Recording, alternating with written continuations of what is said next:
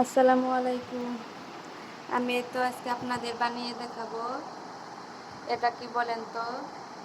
এটা হলো অপরাজিতা ফুল। আজকে ফুলের চা বানাবো। কে কে অপরাজিতা ফুলের চা খেয়েছেন অবশ্যই কমেন্ট করে বলবেন। তো আমি তো প্রথমে আগে ফুলের যে ফুলটা থাকে সেটা ফেলে নিচ্ছি। তারপরে তো আমার করা হয়ে গেছে। এখন আমি সেগুলো ভালো করে ধুয়ে নিয়েছি। তারপরে তো চুলায় একটা পাতিলে একটু পানি দিয়েছি। তারপরে যে ফুলগুলো দিয়ে দিলাম, তারপরে একটু লবণ দিয়ে দিলাম।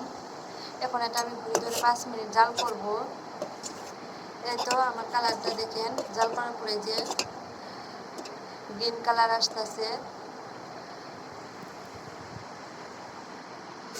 তো আমার তো 5 মিনিট জাল করা হয়ে গেছে। এখন আমি এটা কাপের ভিতরে ঢেলে নেব।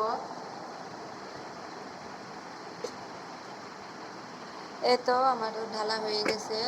এখন আমি এটার ভিতরে 1 চামচ চিনি দিয়ে দিব।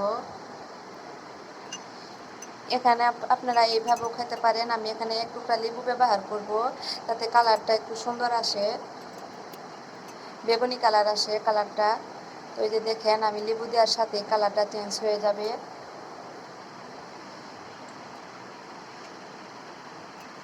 দেখতেও সুন্দর লাগে।